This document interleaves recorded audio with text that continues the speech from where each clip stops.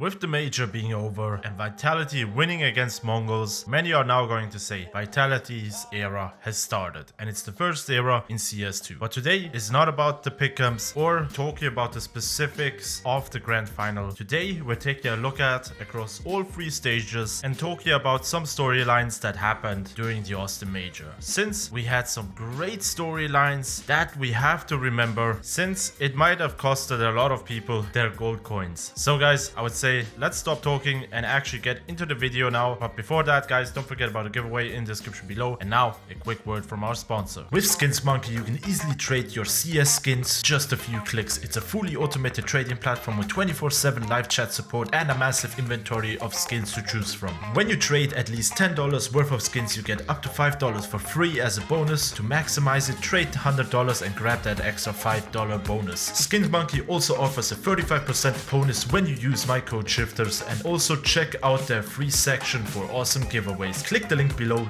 use my code, and now back to the video. Before we get into the storylines that I picked, I have to give some honorable mentions because there were a lot of great stories here. First one, Lin Vision, a team that no one really expected to get out of stage 1, but before you knew it, they were able to successfully advance with a 3-2 score and making it until stage 3. Then you have a combo, Fury and Pain Gaming. They both started in stage 2 and they were playing very good CS. People expected Furia to play a bit better than Pain. However, before you knew it, these two teams were facing each other off in the quarterfinals, and Pain managed to advance and make to a semi-final appearance. And I think the last honorable mention I'm gonna give is to Mongolz. They started off in stage 3, and before you knew it, they lost the first 2 games, had 0-2 on their scoreline, and clawed their way up the ladder, making it into the 3-2 bracket, defeating teams like Liquid, Aurora, and Legacy, and then facing off in the quarterfinals against Spirit, which were the favorites to win. And before you knew it, Mongolz won against Spirit, and you have this beautiful clip from Torji.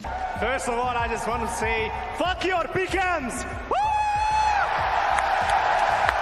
And now let's get into the storylines that I would like to talk about. The first one is very obvious, and it's going to be Faze and the simple storyline that they had. Before IEM Dallas, they benched Brokey and were looking for an AWPer. And well, it was a surprise move. They picked up Simple to play for those 2 tournaments and see what happens. In IEM Dallas, they didn't really perform that great. However, Simple had some moments and people were starting to cheer this team on. And before you knew it, they were one of the favorites in stage 2. They started off great, winning both the best of 1 games, however losing to Legacy and then also losing to 3D Max, and it was all up to the game against MIBR. And MIBR just kicked out Falcons. They were on a high, and with a great performance from Frozen and Elige, they managed to win against them and secure a spot in stage 3. Stage 3 was an up and down. They first lost to Aurora, moved over and played against Mouse, defeating them, and then having a revenge game against Legacy and winning that too. And the trash talk here was real, and before you knew it, Faze faced off against Mongolz, beating them very convincingly and then making it to the stage. And everyone was at that point on the storyline of Faze, and the simple storyline and the Elige storyline, they were everywhere. Elige being the last NA player, the complete NA crowd was for Faze. And then you had the GOAT playing regular CS again and showing glimpses of his former glory. And then they were facing off in a revenge game from stage 3. And the Mongolz, they were booed. They were the underdogs, but everyone was supporting Faze because they were the home crowd team. However, that storyline wasn't meant to be, and it ended with a decisive victory for Mongolz. And at this point, we don't really know what's going to happen with Simple and the Faze story. Maybe he's going to get picked up, but as we all know, Simple is very expensive. And even though you might argue he's past his prime, he still has GOAT status. The name will sell tickets, merchandise, and everything else, and that is why he's still expensive. Then the next storyline we have to talk about is Legacy. Everyone doubted this team. A lot of people, including me, always put them in 0-3 category since they weren't even supposed to be here. The only reason why they made it into the major was because the other team that was supposed to play had visa issues and weren't able to fix those problems until the deadline, and that is why Legacy was switched into the major for them. And well,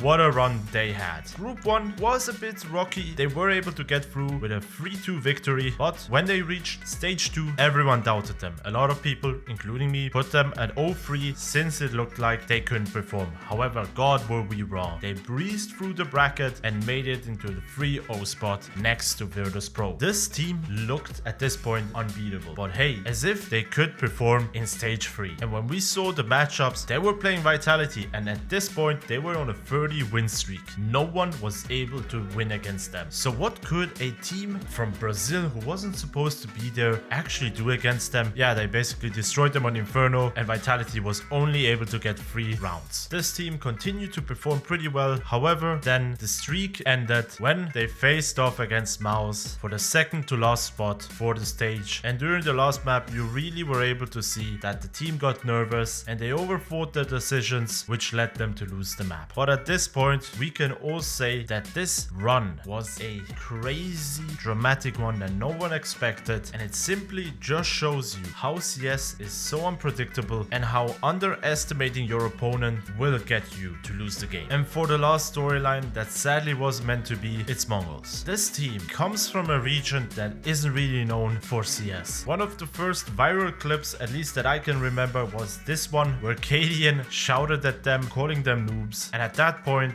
Mizinho was 16 and some guy from Europe is shouting at you. You saw it in his face, he was scared. 5-1 and he's feeling himself. Yeah, Techno.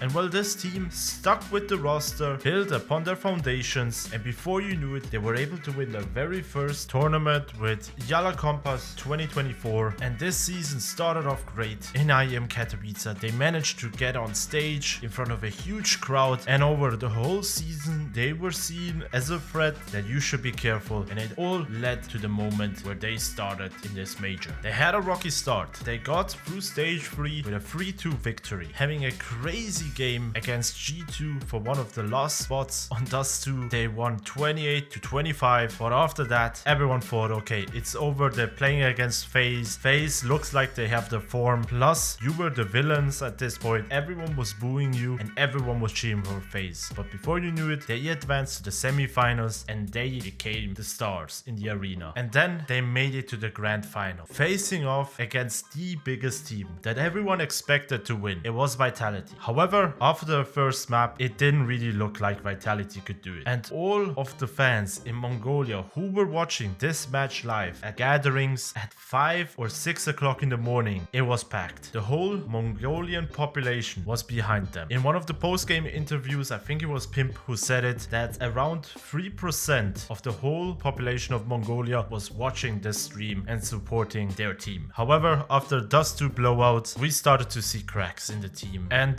Vitality at this point was firing on all cylinders. And everything came down to a third map, which was Inferno. Even though Senzu was playing amazingly, sadly, the other team wasn't really there. 910 was absent, he was missing his shots, and before you knew it, it was 12-3. There was then a slimmer of hope, and it looked like Mongolz were starting to build a comeback, but it all ended, and the map ended 13-6. And we can finally say that the villain era in CS has started. Apex has won his third major, and his villain story arc in America is now fully cemented. So guys, let me know, have I missed any storylines? Because this major was again crazy. There were a lot of small things that I wasn't able to cram into this video, since as you can already see, it's a bit longer than my usual ones. And because of that, really check out the link, use my code, and don't forget to join the giveaway. Everything is down in the description below. And as always, don't forget to subscribe, like, and hit the notification bell, and I will see you guys on the next one.